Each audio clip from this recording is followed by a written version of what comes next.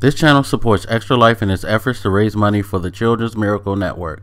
For more information about how to donate and join in their efforts, go to the link displayed here. Extra Life. Play games, heal kids. What up, everybody? This is your boy Black Magus talking about some more up-and-coming game releases. This one might not fit into the normal, I guess, how could I say this? This is the status quo game right here that I'm going to talk about. I'm going to talk about Life is Strange, which is an episodic game being done by the developers of Remember Me. You don't, I hate to say it this way, but you don't remember Me.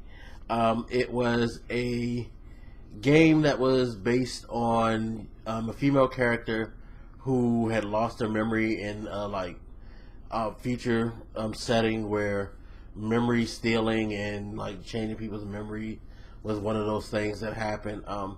It was one of those trippy games, kind of Blade Runner, Fifth Element-esque type of things that didn't do that well. From what I understand, it wasn't executed that well. I actually have it on my PS3. I need to get it because it was actually free. But so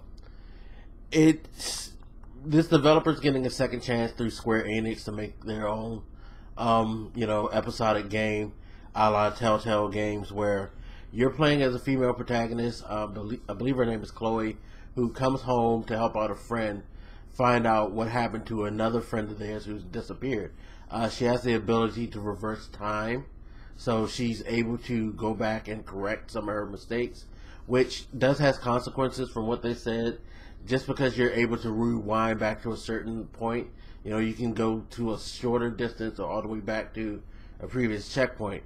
There will be consequences because your actions will, the different actions you take are going to have consequences. So it's not just as simple as, okay, I fucked up here, let me rewind this. You can still do something in, the reboot of time that can have consequences. So it seems pretty interesting. I found it interesting that the developers, I think they call it Don't Nod, they said that they actually had a hard time finding someone to publish it because no one wanted female protagonists. And that's pretty sad that we're still in the era where people are still knocking games for having female protagonists. You would think that at this point it wouldn't matter.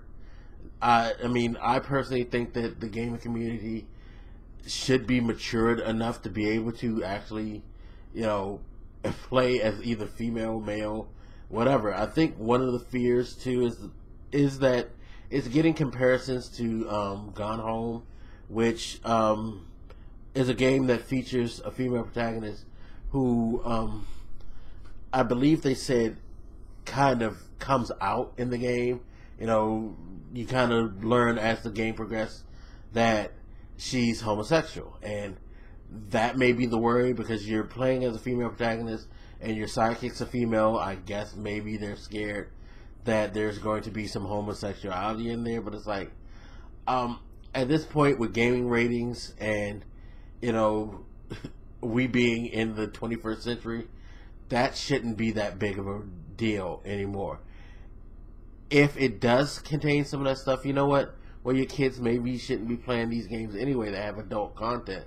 This is no different than the cursing and the killing that goes on in most games that people let their 8-year-old play. So I guess maybe that's the fear, that it's going to have something that is going to freak people out who are homophobic. I don't know. I don't think they ever even said anything about any homosexuality being in the game. So why is that a worry? Why is it that when two females are on the screen, that's what people think is going to always happen? I don't know, but I'm into episodic games. I just got finished playing Game of Thrones. I played the Telltale games. It'll be interesting to see how this is going to pan out. But it seems like Don't Nod has some really interesting, unique ideas. Their execution has been their problem in the past. Hopefully they can get that together, and maybe this is what they need to do. Something more episodic where they can do things in a small chunk and refine their games, because I think they really do have some interesting ideas. Remember Me definitely did seem like an interesting idea, and this does too. So we'll see how this goes.